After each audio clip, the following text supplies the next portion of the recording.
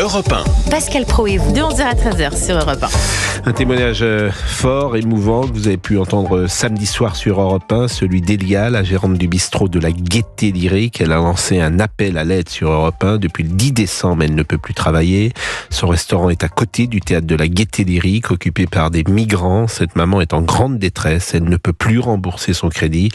Pendant le même temps, un journaliste de CNews a été agressé vendredi devant le théâtre par des migrants, dans un silence total des autres médias. Je vous propose d'écouter Elia. Je ne peux plus travailler depuis le 10 décembre, depuis l'occupation de la Gaîté Lyrique par au début 150 migrants qui sont aujourd'hui 446. Ils consomment beaucoup de stupes, donc la rue est infestée de stupéfiants. Elia, je vous propose de l'écouter une deuxième fois. Elle était donc avec Pascal de la Tour-du-Pin et elle se sent menacée. J'étais toute seule, livrée à moi-même, avec ma peine, avec mon malheur, à tous les gens désespérés, à me faire menacer de mort. Donc ils veulent me brûler, ils veulent me violer, ils veulent me tuer, parce que j'ai demandé au collectif de ne pas les laisser devant chez moi. Je trouve ça pas normal que la mairie n'ait jamais répondu à mes appels, à mes courriers. Je trouve ça incroyable. Cette affaire de la Gaîté Lyrique, en fait, c'est toujours pareil.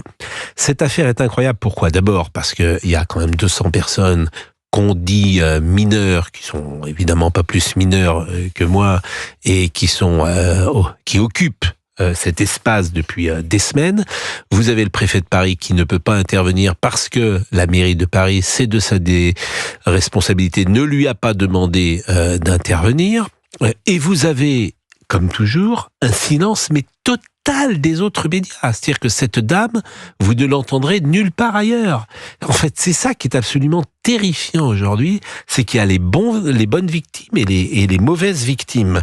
Donc, je ne sais pas comment la situation va évoluer. Je sais que Rachida Dati a écrit un courrier aujourd'hui à la maire de Paris et lui demande d'intervenir, plus exactement, c'est pourquoi nous vous demandons, est-il écrit, c'est une lettre à Anne Hidalgo, c'est pourquoi nous vous demandons, afin de sauver ce lieu culturel emblématique de la capitale, mais aussi d'y rétablir la sécurité, la salubrité, d'assumer vos responsabilités en demandant à la préfecture de police de mettre en œuvre l'évacuation de la Gaîté Lyrique dans les meilleurs délais.